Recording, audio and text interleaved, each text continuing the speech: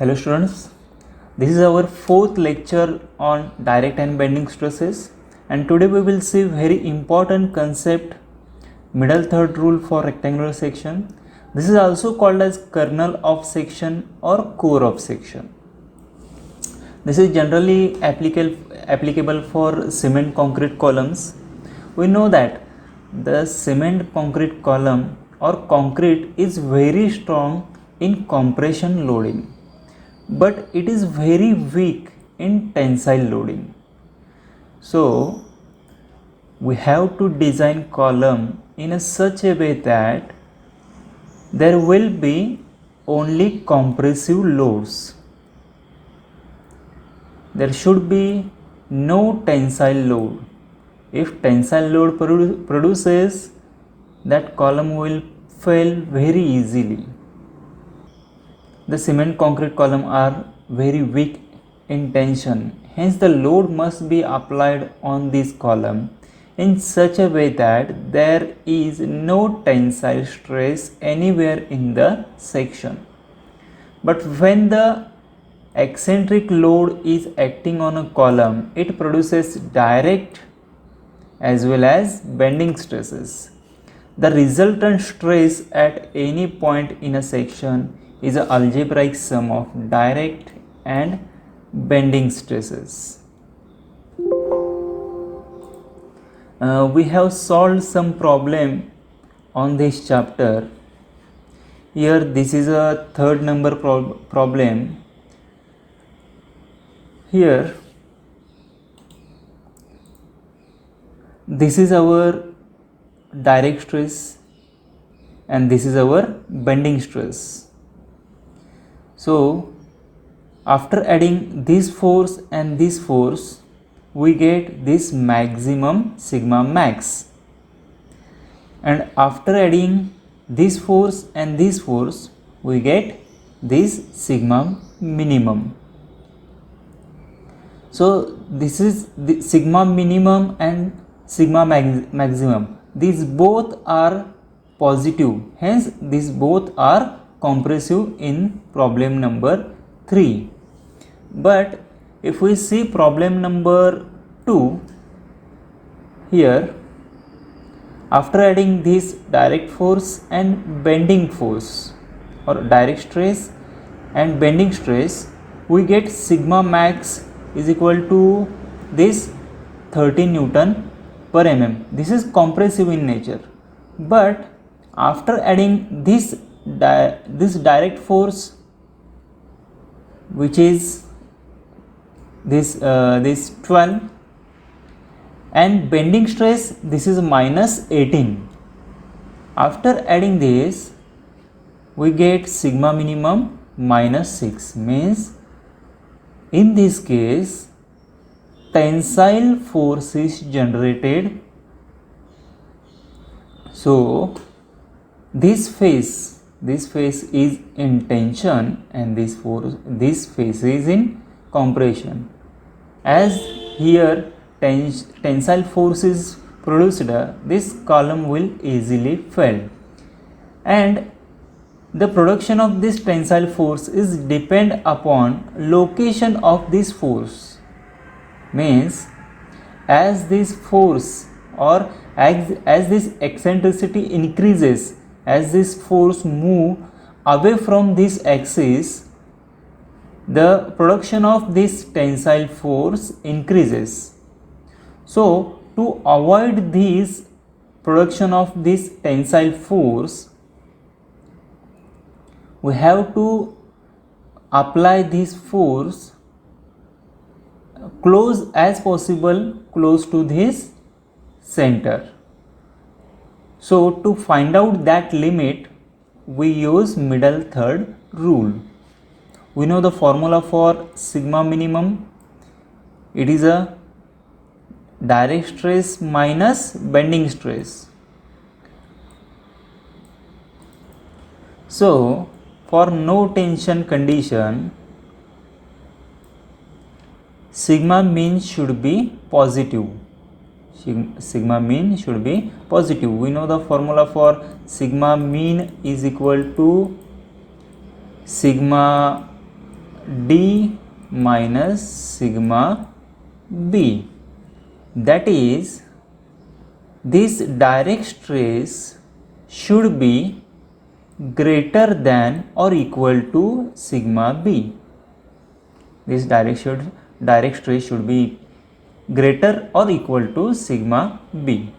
We know the formula for sigma D, direct stress, P divided by A, which should be greater than or equal to, the formula for sigma B is m by I multiplied by y. Also we know the formula for bending moment, m is equal to load multiplied by perpendicular distance E. So put that value here.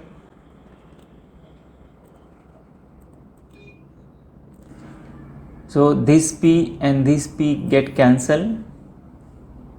Therefore, I divided by A multiplied by Y should be greater than or equal to E. This is equation number 1, means eccentricity should be less than this value.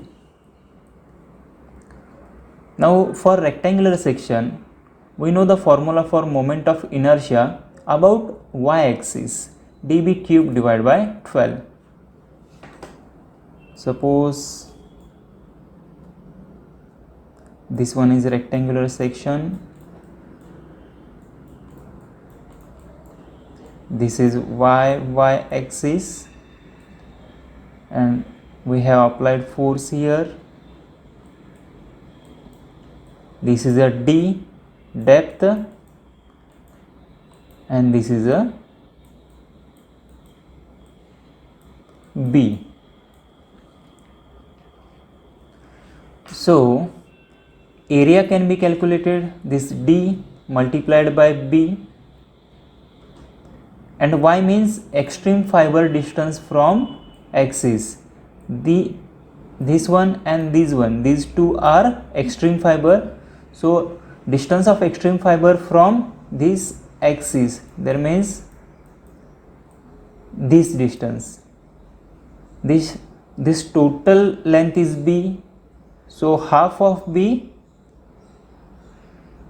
this distance should be B by 2. So put this value of A, moment of inertia, and Y in this first equation. Moment of inertia dB cube divided by 12, area B multiplied by D, and this value of I, B by 2, should be greater than or equal to E. So after simplifying, this D get cancelled, this 2, this 12 remains 6, and B cube means there are 3B, and in denominator this one B and this one B, these two B get cancelled and one B remains. Therefore our final answer is B by 6 should be greater than or equal to E. So what we understand here, this B by 6 means eccentricity should be less than B by 6. So suppose this is a B and this is a D. So our load must be within this range, means this is a B by 6, this is B by 6. If we apply our load beyond this B by 6, B means this B, and B by 6, this is the length B by 6. If we apply our load beyond this B by 6, then there will be tensile stresses in column. This is a top view, this is a top view of column. So we must apply our load within this B by 6. This B by 6 plus this B by 6 means this total become B by 3, and this distance d by 6 and this d by 6, addition of these two become d by 3. So our load must lie within this shaded area. If our load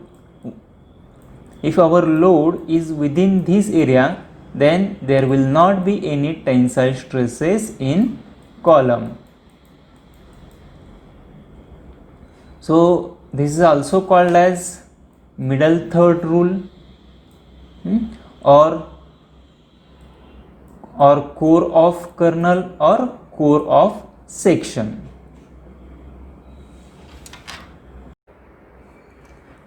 Similarly, the core of section for circle. This question was asked in winter 17, winter 16 and summer 14 for 4 marks. For no tension condition, we have seen sigma minimum should be positive. We know the formula for sigma mean is equal to sigma d minus sigma b. That is, this sigma d should be greater than or equal to sigma b. So put all these values. Sigma d is equal to P divided by A, force divided by area, and formula for sigma b, m by I multiplied by y. Also we know bending moment is equal to load multiplied by perpendicular distance, P multiplied by E. So put value of m, P multiplied by E in this equation. This is our first equation.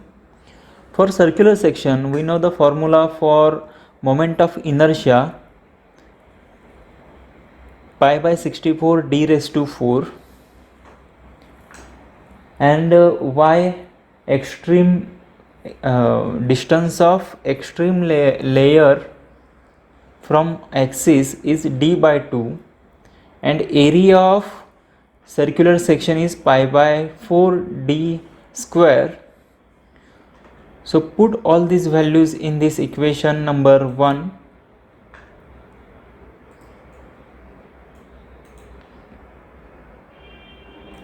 So after putting these values in equation, this pi get cancelled, this p and this p get cancelled, this 4, this 2 and this 64 get cancelled, this d square and this d and this d raised to 4. Here only 1d remains.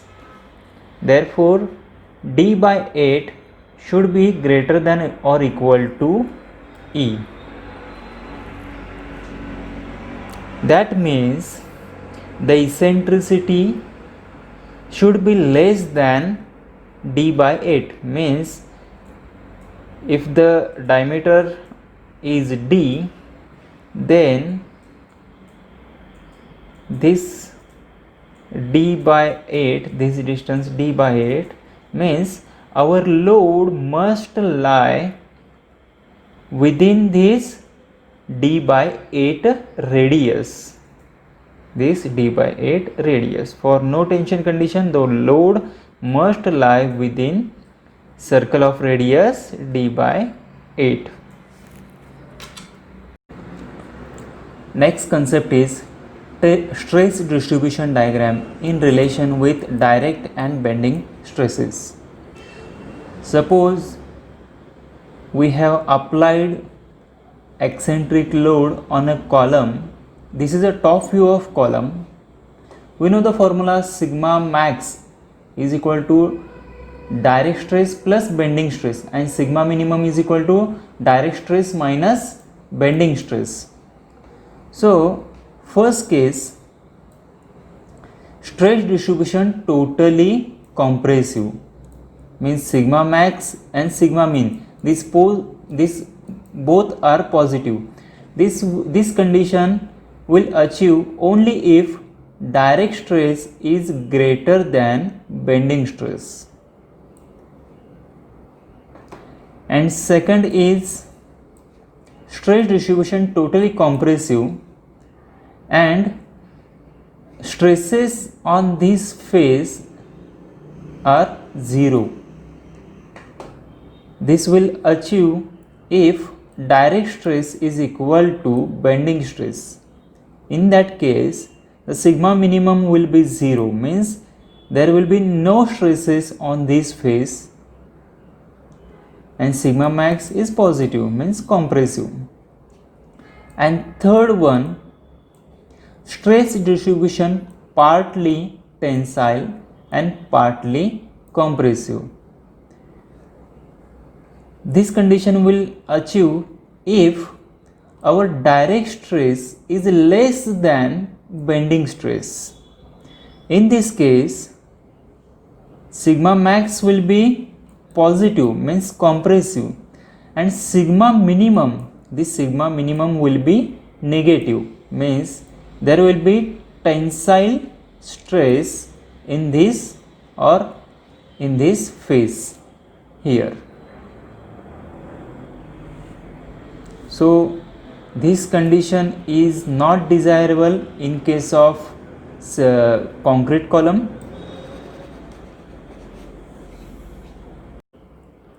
Problem number 7. Draw core section for a rectangular section having dimension 600 mm by 450 mm. Show the dimensions of core section in it. So we have drawn figure here. This is a top view of column. Breadth is 600 and depth is 450 mm. We know the formula for core of section for rectangular section. Eccentricity should be less than or equal to b by 6. So this is a b. This b by 6 means this distance should be b by 6. B is 600, therefore this should be 100 and this should be 100. And for this dimension, d is 450. So 450 divided by 6, this distance should be 75 and this distance should be 75, and this is called as core of section. So limit of eccentricity when load act on y-axis. Y-axis means load. If load act on this axis, limit of eccentricity is 75 mm. And if load act on this y-axis, then limit of eccentricity is 100 mm.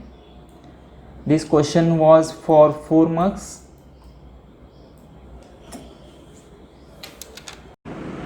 Next, question number 8. Calculate limit of eccentricity for a circular section having diameter 40 mm. This question was asked for 4 marks 4 times. So first of all, given data, diameter of circular section is 40 mm and condition is no tension condition. For no tension condition, sigma direct stress should be equal to bending stress. We know the formula for direct stress, P divided by A, and formula for bending stress, M by I multiplied by Y. Replace this value of M by P multiplied by force multiplied by perpendicular distance E. Therefore this E should be equal to I divided by AY. For circular section, we know the formula for moment of inertia, pi by 64 d raised to 4.